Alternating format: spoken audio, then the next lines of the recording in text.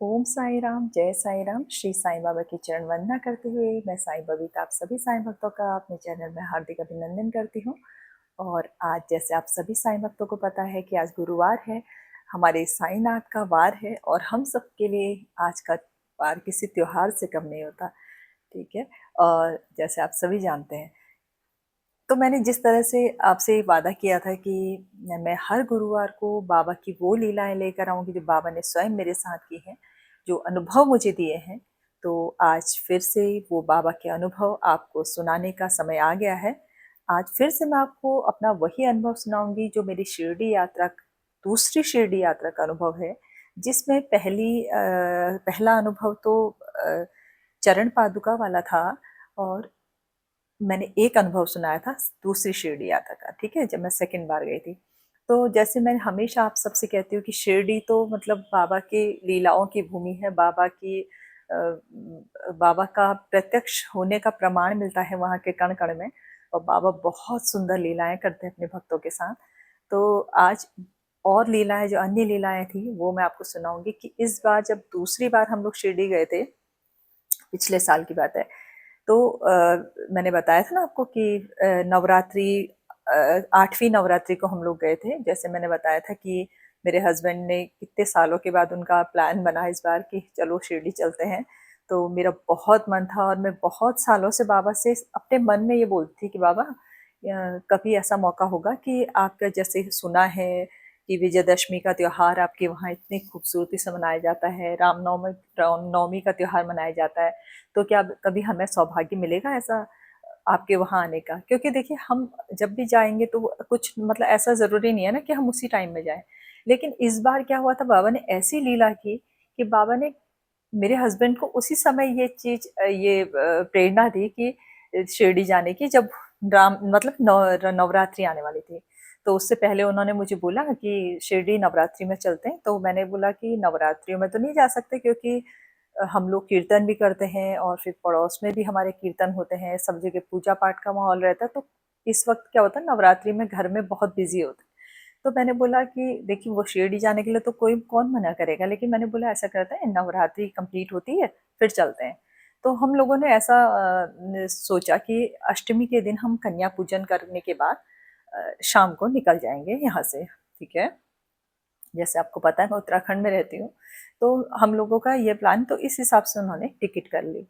तो हमारा अष्टमी के दिन सुबह मैंने कन्या पूजन किया और शाम को हम लोग यहाँ से दिल्ली के लिए निकल गए। और रात को, ठीक है, रात को हम लोग दिल्ली के लिए निकले। सुबह दूसरे दिन दिल्ली से हमारी फ्लाइट थी शिरडी के लिए।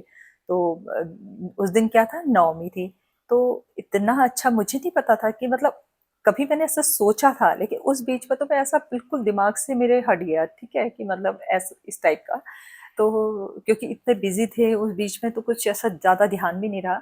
तो जैसे हम लोग शिरडी पहुंचते हैं तो बाबा की नगरी में तो इतना सुंदर स्वागत हुआ ना हम सबका, कि मतलब एयरपोर्ट पूरा सजा हुआ था। अगर उसका कोई फोटो मुझे मिलेगा तो मैं उसको आपके साथ शेयर करूंगी। पूरे गेंदे के सुंदर फूलों से पूरा एयरपोर्ट सजा हुआ था, क्योंकि वो वाला मौका था ना कि रामनवमी और विजयदशमी का त्योहार बहुत धूमधाम से मनाया जाता है शिरडी में। तो उस त्योहार की जो थी तैयारियां चल रही थी, ठीक है। तो इसलिए एयरपोर्ट को बहुत सुंदर सजाया था। ऐसा लग रहा था जैसे बाबा ने अपने बच्चों का वेलकम करने के लिए इतना सुंदर, मतलब सुंदर वेलकम किया है। तो फिर चलो ठीक है, हम लोग पहुंच गए। और उसके बाद जैसे मैं वहाँ, हम लोगों ने एयरपोर्ट से गाड़ी ली, जो टैक्सी ली। तो उसमें हम लोगों ने तो मैं ऐसी बात कर रही थी कि भैया, टैक्सी वाले भैया से, कि भैया कि आज देखो फ्राइडे है, हम लोग एक मतलब कल थर्सडे को यहाँ पालकी होती है ना। तो उन्होंने बोला हाँ। तो मैंने बोला अरे, फिर मैं अपने घर मतलब फैमिली में हम लोग बात करने लगे कि आज हमें मौका नहीं मिलेगा, मतलब कल आते तो हमें पालकी मिलती, लेकिन आज तो एक दिन बाद आए हैं। तो भैया बोलते नहीं नहीं, ऐसा नहीं है, आज रामनवमी के दिन बहुत सुंदर होता है और पालकी आज भी निकलती है। तो हम बहुत खुश हुए, बहुत ज़्यादा खुश हुए। और मैंने जैसे बताया कि हमने होटल तो बिल्कुल मंदिर के सामने ही लिया था, मतलब मंदिर फिर बीच में रोड थी और सामने होटल था, ठीक है। तो पास में, ताकि हम जब भी मन चाहे बाबा के पास आ जाएं। तो इस बार पूरी प्लानिंग से हम लोग गए थे। बस इतना था कि हमें काकड़ आरती का और किसी मतलब आरती का सौभाग्य नहीं मिला, क्योंकि इतनी भीड़ थी। अचानक से हमारा प्लान बना, तो फिर सारी फुल हो चुका था, है ना? तो वो मिल नहीं पाया हमें। लेकिन जो भी था हम थे तो वहीं पे, काकड़ आरती सुना हमने वहाँ पे द्वारिका माई से। तो जैसे मैंने बताया कि मेरी पालकी की इच्छा थी, तो मतलब होटल जाते समय एयरपोर्ट से उस बीच में एक पालकी भी मुझे मिली, जो लोकल वहाँ के लेके जा रहे थे। तो वो भैया बोलते हैं, देखो आपकी इच्छा पूरी कर दी बाबा ने, एक पालकी दर्शन तो आपको अभी करा दिए। तो बहुत खुश हुई। उसके बाद जैसे हम लोग होटल गए, तो उसके बाद वहाँ से नहा धो के फ्रेश हुए, और उसके बाद वापस हम समाधि मंदिर में बाबा के दर्शन के लिए चले गए। तो समाधि मंदिर में गए, फिर खूब अच्छे से दर्शन हुए बाबा के, और बहुत खुश थे कि बाबा को देखकर, जैसे एक बेटी को खुशी होती है अपने मायके आने की, तो ऐसा लगता पूरा शिरडी मेरा मायका है, और बहुत खुशी हो रही थी, बहुत ज़्यादा। तो कुछ चीज़ें ऐसी होती हैं जो हम बता नहीं पाते हैं, वो भाव होते हैं, वो भाव मैं बातें बता सकती हूँ, लेकिन भाव आपको नहीं बता सकती।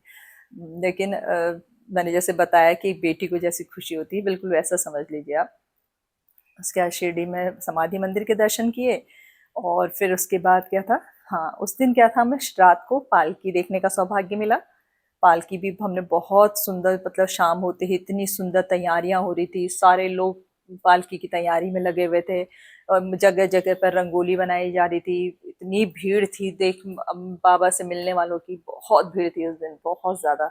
क्योंकि रामनवमी और विजयदशमी के त्योहार में काफी भीड़ रहती है शिरडी में ना, काफी दूर दूर से लोग आते हैं। तो अ, राम रात को हमें पालकी देखने का अवसर मिला। दूसरे दिन हमें फिर क्या था दूसरे दिन, हाँ, दूसरे दिन भिक्षा झोली थी। तो सुबह भिक्षा झोली में क्या होता है कि मंदिर से जो अंदर भंडार से जो राशन, मतलब जो अनाज रखा रहता है वो लेके आते हैं, और वो सारे भक्तों में बांटा जाता है। और जो भी वहाँ के लोकल्स हैं, जो शिरडी के लोग, वो लोग वहाँ मंदिर वालों को, मंदिर के लिए अनाज देते हैं, ताकि जैसे बाबा भिक्षा लेते थे उस तरह से आज भी वहाँ रीति रिवाज है। तो ऐसे झोली, उसका भी फोटो डालूंगी मैं उस वक्त। हालांकि वो फोटो हमारा नहीं है उस वक्त, क्योंकि कैमरे सारे हमारे वहाँ जमा थे, और फोटो हम खींच नहीं सकते थे। और वैसे भी इतना सुंदर अनुभव था, मतलब उस वक्त तो हम बस उसी में खुश थे कि वो हर चीज को एक्सपीरियंस कर रहे थे। ठीक है। तो तो वो सब भिक्षा झोली में हमें अनाज मिला बाबा के वहां से, भंडारे से। उसका भी फोटो शेयर करूंगी मैं, ठीक है। और उसको मैंने संभाल के रखा है एक छोटी बॉटल में। कहते हैं ना कि छोटे मुंह वाली जो बॉटल्स होती है, उसमें अगर डाल दो तो फिर उसमें खराब नहीं होती है कोई भी चीज। तो मैं उसे धूप दिखाती रहती हूँ, और उसे रखा है मैंने। बस मेरी खुशी है कि उसको मैं रखूं ऐसे प्रसाद तौर पे। फिर उसके बाद क्या हुआ, हाँ, तो उस दिन वो मौका मिला। फिर दूसरे दिन हमें भिक्षाजोली, जैसे मैंने बताया, विजयदशमी के दिन भिक्षाजोली का मौका मिला। दिन भर हम लोग खूब घूमे। और उसी दिन मेरे साथ बाबा ने वो वाली लीला की थी जिसमें मैंने चरण पादुका वाली जो आपको शेयर की थी ना, वो उसी दिन की लीला है। विजयदशमी के दिन मुझे वो चरण पादुका मिली थी। सॉरी। और उसके बाद फिर उसके बाद क्या था, फिर हाँ, हम लोग फिर विजयादशमी के दिन फिर हम लोग वहां भी गए मंदिर, समाधि मंदिर फिर से गए, वहां दर्शन किया बाबा के फिर से। फिर उसके बाद बाहर आके खाना वाना खाते हैं, फिर थोड़ी देर होटल में जाते हैं। फिर रात को फिर हम लोग आ गए, क्योंकि उस दिन वहां के लोगों ने बताया कि रथ यात्रा आज निकलती है यहाँ पे। तो उस दिन रथ यात्रा देखने का भी सौभाग्य दिया। मैंने कहा ना, बाबा इतनी सुंदर लीलाएं करते हैं। हम जो सोचते हैं, हमने तो सिर्फ बाबा से कहा था कि बाबा कभी ऐसा सौभाग्य होगा। बाबा ने लीला रची थी कि हाँ, मैं तुम्हें उसी मौके पर बुलाऊंगा और ये सब कुछ तुम्हें देखने का मौका मिलेगा। तो वो रथ यात्रा देखी थी, उसका बहुत सुंदर वो मौका भी बहुत खूबसूरत था। तो उस दिन रथ यात्रा भी देखी, पहले दिन पालकी यात्रा देखी। और तीसरे दिन क्या था, हमको जाना था त्र्यंबकेश्वर। तो त्र्यंबकेश्वर गए हम लोग। वहां जाके हमको, हाँ, हमें मतलब शिरडी मंदिर में ना, हमें द्वारिका माई से हमने उस दिन सुबह की आरती अटेंड की थी, जो काकड़ आरती। हमें अंदर तो वहां नहीं मिला समाधि मंदिर में, लेकिन हमने द्वारिका माई से अटेंड की थी वो आरती। तो वहां पे हमें प्रसाद भी मिला था। और इस बहुत सारी सुंदर सुंदर लीलाएं हुई थी, बाबा ने बहुत सुंदर लीलाएं की थी। उसके बाद त्र्यंबकेश्वर गए, वहां पर भी बहुत ज्यादा भीड़ थी, लेकिन बाबा के आशीर्वाद से, भोले बाबा के आशीर्वाद से, मैंने कहा ना, जैसे सब एक ही हैं। तो वहां भी हमें आराम से दर्शन हो गए। और फिर वहां से लौटे हम लोग। तो फिर हम लोग सोचे, इतना सुबह से हम थके हुए थे, लेकिन फिर हम लोग समाधि मंदिर की तरफ चल दिए। हमने कहा नहीं, आज फिर दर्शन करेंगे। तो काफ़ी जैसे लेट हो गया था, तो लेट हो गया था, तो फिर हमें क्या हुआ, उस दिन हमें रात वाली जो सेज आरती देखने का मौका मिला। वो भी कैसे मिला पता है आपको, कि जब हम लोग सेज मतलब रात की, हमें नहीं पता था कि हमें आरती मिलेगी। हम तो सिर्फ़ दर्शन करने के जा रहे थे, कि मतलब हमें ये लग रहा था कि जब शिरडी आए हैं तो बार-बार दर्शन करें। तो वहाँ त्र्यंबकेश्वर से होके हम लोग रात को दर्शन के लिए समाधि मंदिर गए। तो वहाँ पे जो पुलिस वाले जो भैया लोग होते हैं, वो बोले कि आप लोग ना थोड़ी आराम-आराम से चलो, बैठते हुए जाओ, थोड़ा आराम-आराम से बेंच में बैठ जाओ, क्योंकि आप जितने आराम से जाओगे तो आपको लास्ट में सेज आरती देखने का मौका मिलेगा। तो सोचिए, मतलब बाबा ही अपने मतलब द्वारा, मतलब किसी किसी के द्वारा ये कहलवा रहे थे, और हमें सेज आरती देखने का मौका मिला। फिर उसके बाद प्रसाद मिला हमें। और हाँ, उसके पहले दिन की लीला मैंने बताई नहीं। उस दिन जब हम लोग सुबह दिन में दर्शन करके लौटे थे ना, तो हम लोग जब समाधि मंदिर से हम बाहर निकले, तो मेरी बेटी बोली कि मम्मी, इस बार भी क्या हमें पत्ता मिलेगा नीम का? तो वहीं पे जब हम वो परिक्रमा कर रहे थे, मतलब ऐसे एक बार चक्कर लगाने वाले थे, कि उसने ये बोला, तो वो जो भैया एक हमारे बगल से निकले, बोले 108 परिक्रमा करो तब मिलेगा। तो क्योंकि वो पूरा नेट से कवर्ड है, डबल नेट लगी हुई है, लेकिन ऊपर की तरफ से क्या है, उसमें थोड़ा-सा खुला हुआ है। तो उतने में जैसे हम, वो ऐसा कहती है, उसके बाद जैसे हम चलते हैं तो एक पत्ता आके गिरता है हमारे आगे से। ठीक है, बाबा ने एक पत्ता दिया, फिर जैसे थोड़ा-सा आगे बढ़ते हैं तो मेरी बेटी के सर पे एक पत्ता गिरता है, एक कंधे पे पत्ता गिरता है। मतलब उस दिन भी बाबा ने हमको नीम का पत्ता दिया। ये भी दूसरा बाबा ने लीला की हमारे साथ। दूसरी नहीं, बहुत सारी लीला। देखिए, हमें भिक्षा झोली वाला जो अंदर भंडार का अनाज मिला, हमें वहाँ का जो प्रसाद मिला खाने को, वो हमें नीम का पत्ता मिला, मुझे चरण पादुका मिली थी उस विजयदशमी के दिन। और अब था, फिर हम लोग, ठीक है, वो देख लिया था हमने सेज आरती। अब उसके दूसरे दिन क्या था, हमें शनि सिंगनापुर जाना था। हमें क्या था, शनि सिंगनापुर जाना था। उसके बाद हमारी शाम को फिर फ्लाइट थी दिल्ली के लिए। तो अब थोड़ा बुरा भी लग रहा था कि बाबा फिर से वापस जाना है। तो बहुत उदास थे हम लोग। लेकिन सुबह जैसे मैंने बताया नहीं, हमने सामने होटल इसलिए लिया था ताकि हम जितनी बार चाहें उतनी बार हम लोग वहाँ पर दर्शन कर लें बाबा के। तो फिर क्या हुआ, जैसे रात वाली आरती के बाद जैसे सुबह हम लोग उठे, तो सुबह हमें पता था काकड़ आरती की, तो हमें टिकट मिली ही नहीं, मतलब नहीं मिला था वहाँ जाने का। तो फिर हम लोगों ने सोचा कोई बात नहीं, हम 2 दिन यहाँ पे हैं, तो कोई बात नहीं, हम द्वारिका माई से अटेंड कर लेंगे, या वही मंदिर परिसर में कहीं पे भी जाके अटेंड कर लेंगे, मतलब वहाँ पर खड़े हो जाएंगे, सुनने को तो मिलेगा। तो बहुत अच्छा लगता था वहाँ पे भी। तो उस दिन क्या हुआ, सुबह हम लोग निकले, और हम लोग, पता है, फिर बाबा ने देखी कितनी सुंदर लीलाएं की। हम लोग जैसे द्वारिका माई में पहुंचे सुबह, हाँ, सुबह, तो उस समय पहले दिन भी जब हम सुबह के टाइम में निकले थे, तो भी हमें विष्णु सहस्त्रनाम, क्योंकि जैसे आप सबको पता होगा कि शिरडी में हमेशा मंगल स्नान के टाइम में विष्णु सहस्त्रनाम का पाठ होता है। तो विष्णु सहस्त्रनाम पहले दिन भी चल रहा था, जैसे मैंने बताया आपको, मैं हमेशा करती हूँ, तो मेरा पाठ हो गया था उस दिन बाबा के मंदिर में, शिरडी में हुआ था। और दूसरे दिन भी मेरा पाठ शिरडी में ही हुआ था। और उसके दूसरे दिन भी हमने द्वारिका माई में अटेंड की थी आरती, और वहीं पर वो पाठ किया था, मतलब। तो उसके बाद क्या था, बहुत देर द्वारिका में बैठे, और बाबा को मैं बोल रही थी, जिस दिन आ रहे थे हम लोग, वापस आना था ना, शनि सिंगनापुर जाना था जिस दिन, तो उस दिन मैं बाबा को मन ही मन में बोल रही थी, बाबा फिर अब हम तो, आज तो हमें जाना है, अब कब मौका दोगे आने का, कब मिल वापस आएंगे हम लोग। तो ऐसे तो हम लोग, क्या हुआ था, हम जैसे 2-3 दिन से वहां पे थे, तो हमें द्वारिका माई में ऐसे ऊपर चढ़ के जैसे जाते हैं ना, बाबा के सामने से आते हैं, वो मौका हमें नहीं मिला था इस बार। इस बार क्या हुआ था, हमें सिर्फ ऐसे नीचे से जैसे जाता है दर्शन के लिए, वापस ऐसे आप वापस आ जाते हैं इस टाइप से। लेकिन उस दिन क्या था, जिस दिन हमें वापस आना था, उस दिन बाबा ने हमें ऊपर जाने का भी मौका दिया, वहीं से बुलाया था उन्होंने, वहीं से हम दर्शन करके आए। तो पंडित जी हमसे, बहुत भीड़ थी, तो पंडित जी पूछते हैं कहाँ से आए हैं आप लोग, हमने कहा उत्तराखंड से, ये वो, तो ऐसे चलते, मतलब चलते चलते बातें हो रही थी।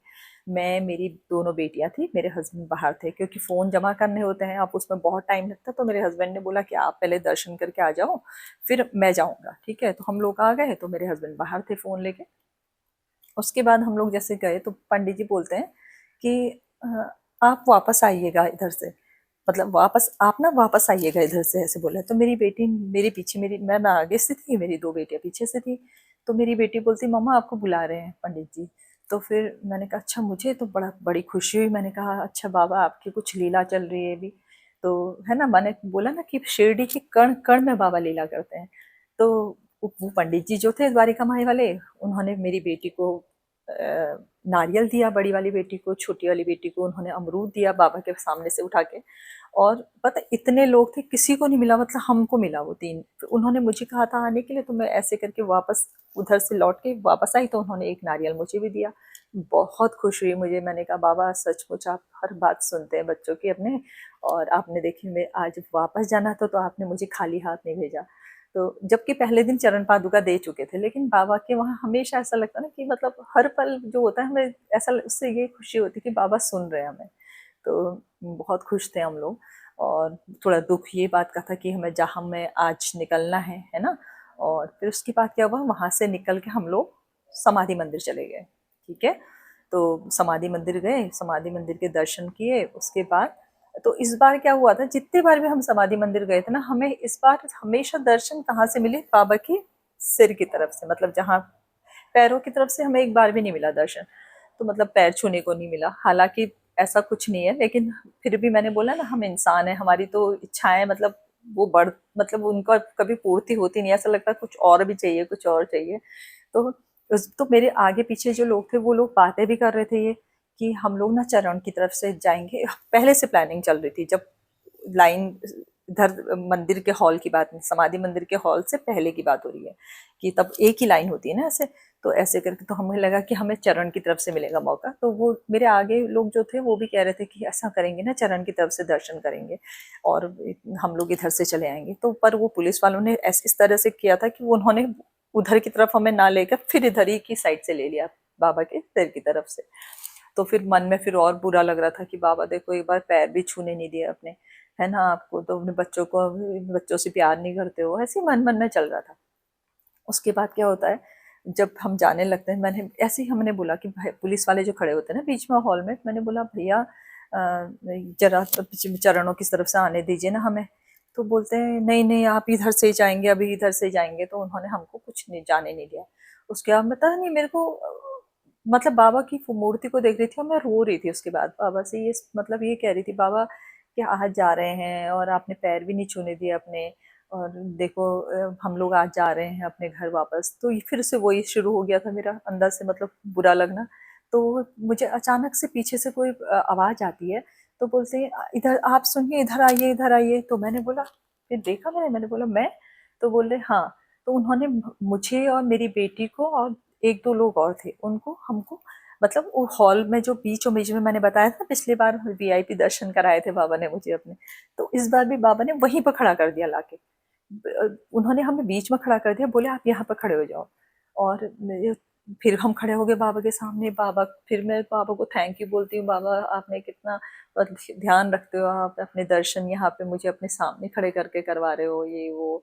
और रो भी रही थी। वो जो पुलिस वाले भैया थे वो कहते हैं आप क्यों रो रहे हो, आप तो बाबा के बच्चे हो। और हालांकि सब रोते हैं वहां पे, सबके आंखें मतलब नम होती है, मतलब इतना प्यार बाबा से जो होता है ना, बट वो बाहर छलकता है लोगों का। तो वो बोलते हैं कि नहीं आप क्यों रो रहे हो, आप बाबा के आप फिर आओगे, ये वो। तो मैंने बोला आज हम लोग जा रहे हैं। फिर उनसे बातें हो रही थी मेरी, तो बोले, मैंने बोला, तो बोलते हैं कहाँ से आए हो, मैंने बोला उत्तराखंड से आए हैं। तो सब ये सब चल रहा था। बोले कि कोई नहीं आप फिर आओगे बाबा के पास, देखो आपको बाबा ने सामने खड़े होने का मौका दिया। तो मतलब किसी भी रूप में मुझे ऐसा लगा कि बाबा मुझे बातें कर रहे हैं ना, वो भी तो कितने सौभाग्य की बात है कि उनको वहां पे खड़े होने का, दिन भर बाबा के उस सामने खड़े होने का मौका मिलता है। बहुत खुश थी मैं, लेकिन मन में तो थोड़ा बुरा लगता ही है।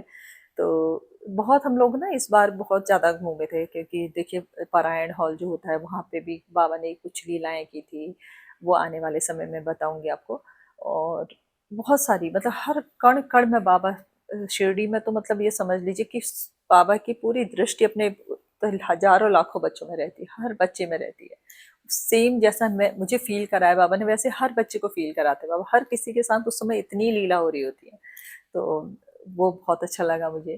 फिर उसके बाद हाँ, एक चीज़ और बताना भूल गई मैं कि जब हम लोग जिस दिन पालकी या पालकी थी ना, उस दिन क्या था, हम लोग खड़े थे वहां पे द्वारिका माई के सामने। तो वो जो पालकी में जो लोगों का जो लोग पालकी लेके जाते हैं, तो उनमें से सब लोग बाहर खड़े थे वो लोग, ठीक है भैया लोग।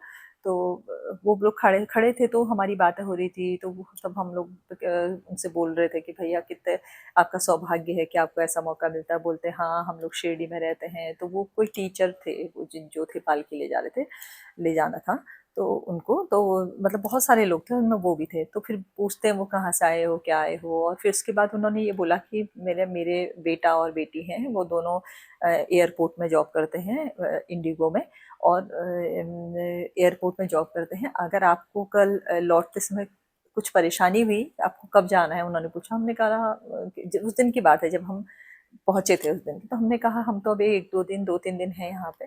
तो बोलते ठीक है, आप जब जाओगे, उन्होंने अपना नंबर भी दिया, अपने बच्चों का नंबर भी हमें दे दिया। बोलते ये रख लो, कोई ज़रूरत होगी तो, कोई परेशानी होगी तो आप फ़ोन कर लेना उनको। ठीक है। अब हमें अच्छा लगा ऐसा सोच के कि देखो कितने अच्छे लोग हैं यहाँ पे। लेकिन हालांकि हमें पता था अभी यहाँ पे ऐसी कोई ज़रूरत तो पड़ेगी नहीं। लेकिन सब कुछ बाबा का प्लान जो होता है ना, वो सब हम तो अभी का सोच रहे होते हैं और बाबा बहुत आगे की सोच रहे होते हैं हमारे लिए। तो बाबा की तो कुछ और ही लीला चलने वाली थी। तो ठीक है, उस दिन तो मैंने बताया लास्ट डे हमारा, हमको बाबा ने फिर नारियल भी दिलवाया द्वारिका माई से। फिर हम लोग उसके बाद शनि सिंगनापुर चले गए थे, मंदिर में, समाधि मंदिर में बाहर सामने खड़े होने का सौभाग्य दिया। उसके बाद शनि सिंगनापुर हम लोग गए, तो उसके बाद शनि सिंगनापुर से ही हम सीधे एयरपोर्ट जाने वाले थे। तो एयरपोर्ट में जैसे जाते, तो हमने क्या किया था ना, पैकिंग में सब सामान तो हमने, सारा जैसे सामान था हमारा बैग वैग में पैक था अटैच में। और हमने क्या किया, जो नारियल मिले थे हमें दो, एक मुझे एक मेरी बेटी को, वो नारियल हमने बैग में अपनी अटैची में ना डालकर मैंने अपने हैंड बैग में डाल लिए। वो पता क्यों डाले, मुझे लगा कि इसमें डालूंगी तो कहीं ऐसा ना हो कि चेकिंग वैकिंग में वो लोग निकाल के बाहर कर दें। तो फिर मुझे थोड़ा मेरे डाउट था, तो मैंने क्या करा, उनको अपने पास ही रख लिया बैग में, अपने हैंड बैग में मैंने डाल दिए 2 नारियल। ठीक है। अब जैसे हम लोग एयरपोर्ट पहुंचते हैं और चेकिंग होती है, तो उसमें उसमें देखते हैं कि वो सारे नारियल वो लोग निकाल के बाहर फेंक रहे हैं। ठीक है। जिसके भी नारियल इकट्ठे, इतने ढेर सारे नारियलों का ढेर लगा हुआ था वहां पे, पूरा बॉक्स, इतना बड़ा सा बॉक्स था, वो पूरा फुल था कांच का।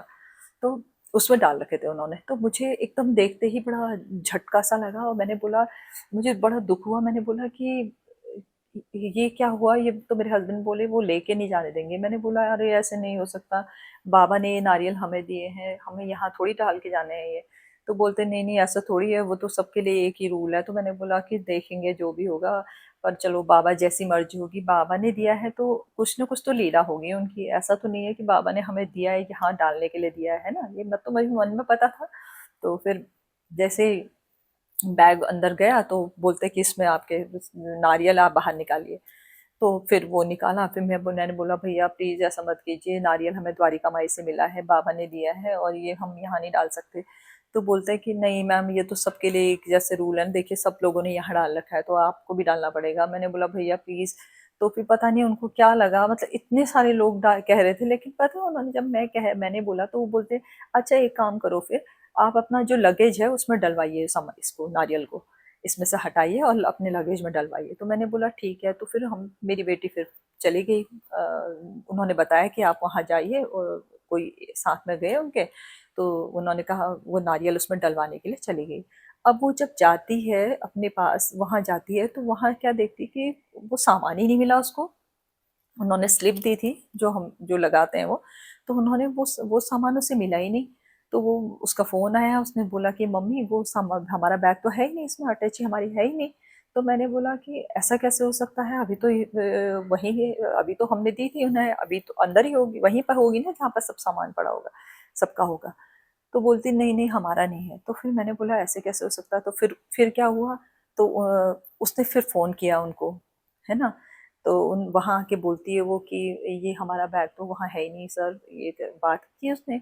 तो फिर उसके बाद उसने, आपको याद है जो मैंने आपको बोला था कि जिस दिन पालकी वाला दिन था, एक कोई सज्जन मिले थे जो टीचर थे, उन्होंने कहा था कि मेरा बेटा और बेटी एयरपोर्ट में जॉब करते हैं। उन्होंने अपनी बेटी और बेटे का नंबर दिया था। सोचिए अचानक से उन्होंने उतनी उतनी भीड़ के माहौल में उन्होंने, उनसे हमारी बात होती है और हमें नंबर देते हैं। तो सोचिए बाबा की लीला वहां से शुरू हो चुकी थी कि क्या हमारे साथ होना है और क्या ज़रूरत पड़ेगी। तो मेरी बेटी ने उनका फ़ोन नंबर निकाला, और हाँ, पहले तो उसने उनसे बात करी जो सर थे उनसे। तो उन्होंने कहा कि सर यहाँ पर हमारा लगेज था और वो कह रहे हैं कि नारियल उसमें डलवाने हैं, पर हमारा यहाँ है नहीं, अब मिल नहीं रहा, बैग हमारा कहाँ हो, पता नहीं कहाँ है। तो बोलते ये लोग कह रहे हैं कि यहाँ नहीं है आपका बैग। तो बोलते मेरे बेटा और बेटी में से किसी को भी फ़ोन करो। तो उसने उनको फ़ोन किया, तो उन्होंने हेल्प करवाई। तो वो जब ढूंढा तो पता आपको बैग कहाँ मिला? हमसे पहले हैदराबाद की फ्लाइट थी, तो हमारा बैग जो था वो हैदराबाद की फ्लाइट वाले लगेज में था, जब जहाँ उनका वो सामान था। तो वहाँ जब जब ढूंढा गया तो हमारा बैग वहाँ मिला। तो सोचिए बाबा, अगर वो नारियल नहीं मिले होते हमें द्वारी कमाई से, तो हम रखने की कोशिश नहीं करते, ये सब लीला नहीं होती रखने का। ये जो उन वो कहते निकालते नहीं और कहते नहीं उसमें रखो लगेज में, बाकियों के तो उन्होंने उसमें डाल दिया था।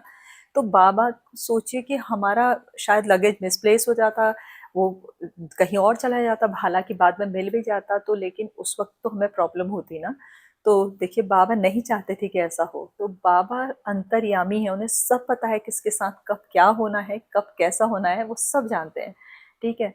तो वो जब वहां से देखा गया तो हमारा लगेज जो था उनके उसमें था। तो फिर अब सोचिए कि कुछ टाइम में फ्लाइट निकलने वाली थी, मतलब सब पहले उनको हैदराबाद वाली फ्लाइट थी, उसके बाद हमारी थी।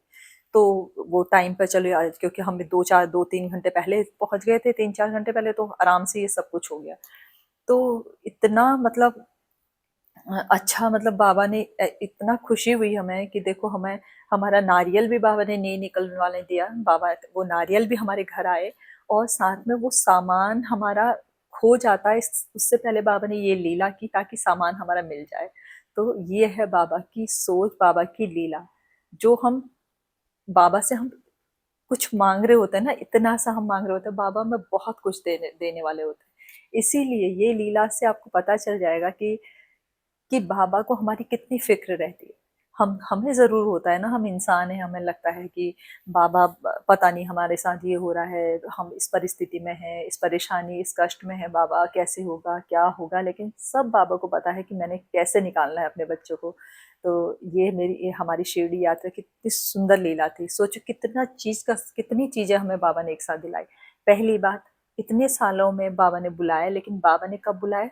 रामनवमी और विजयदशमी वाले त्योहार के मौके में, जिसमें हमें पालकी उत्सव देखने को मिला और रथ यात्रा देखने को मिली, और साथ में हांडी वाला हांडी जो होती है, हाँ दही हांडी होती है, वो मिला, उसका प्रसाद मिला।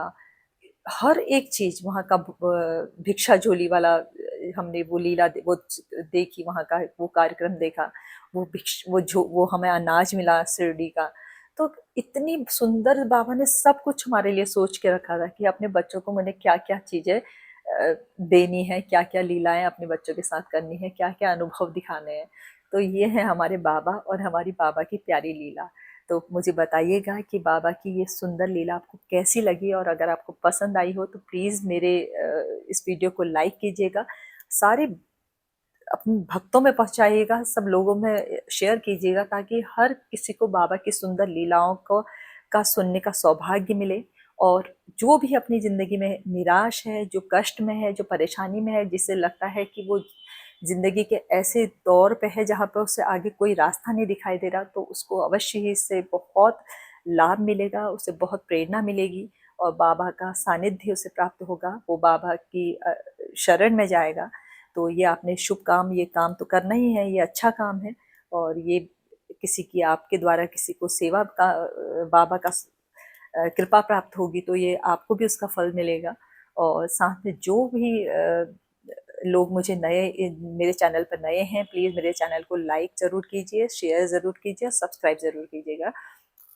मैं हमेशा हर गुरुवार को आपके लिए बाबा की वो लीला लेके आऊँगी जो बाबा ने स्वयं मेरे साथ की हैं, या जो मेरे अपने लोगों के साथ की हैं, ठीक है? वो लीला लेकर आऊँगी। और साथ ही मुझे एक बात और आपसे कहनी है कि जो भी लोग हैं परेशान हैं, अभी दुखी हैं, तो प्लीज़ दुखी मत होइए, परेशान मत होइए। आप जो भी जहाँ पे भी हैं, आप अपने ईश्वर को याद कीजिए, उनकी शरण में रहिए।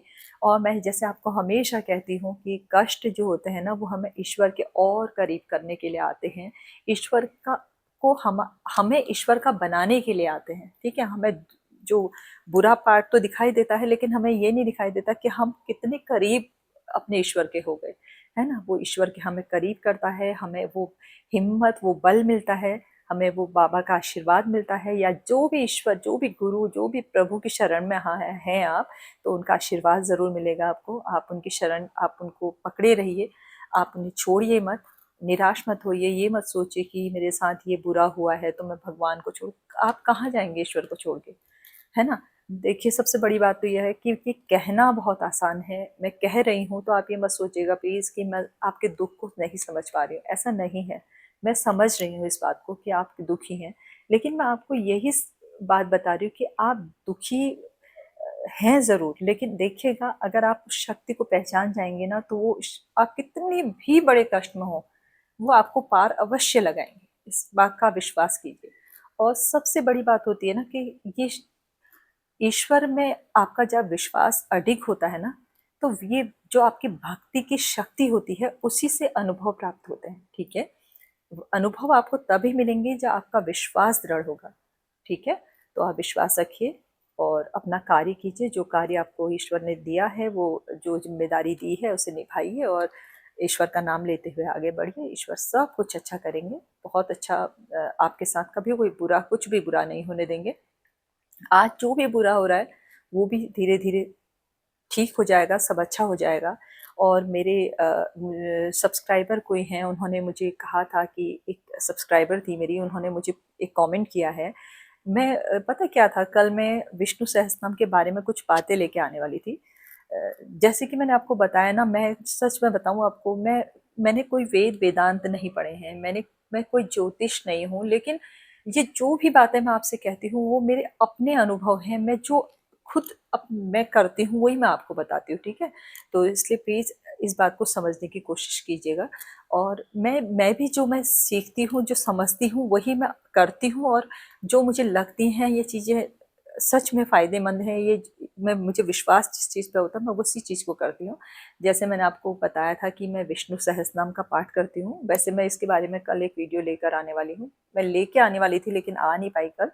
किसी कार्य में व्यस्तता के कारण मैं नहीं कर वीडियो बना पाई।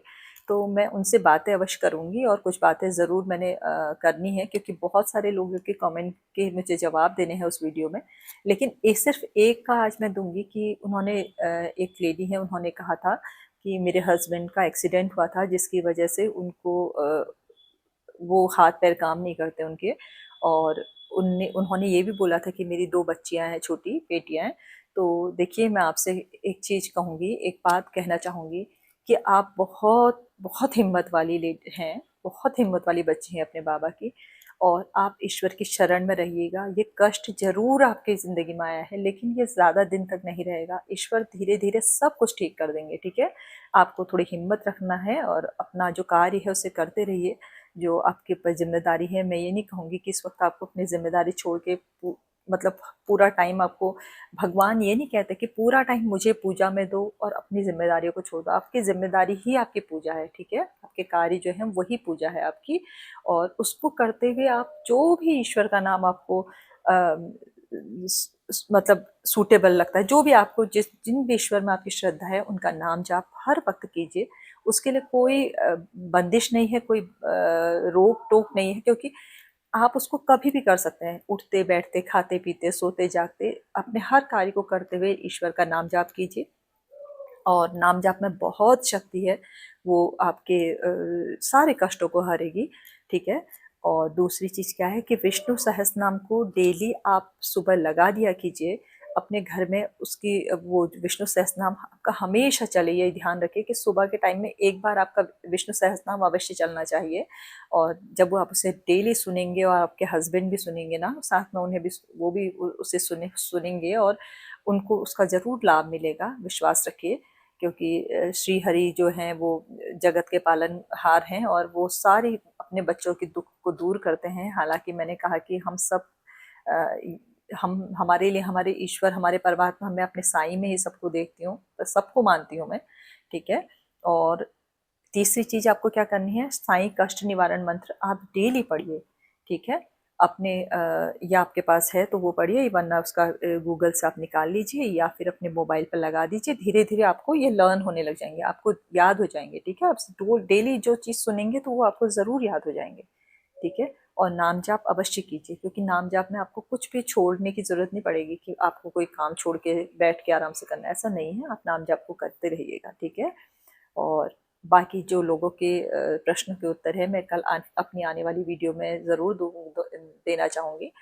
आज के लिए तो इतना ही है, और सभी साईं भक्त, मुझे उम्मीद है बाबा की इस लीला को ज़रूर सुनेंगे, अपने सब में अपने लोगों में शेयर करेंगे, आसपास सब जिन्हें भी आप जानते हैं, और अपने अच्छे कर्म करते रहेंगे। अपने अच्छे कर्मों में अपने ईश्वर को हमेशा देखेंगे।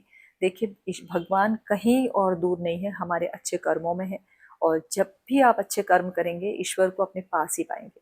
आज के लिए इतना ही। ओम साई राम, जय साई राम, जय जय साई राम।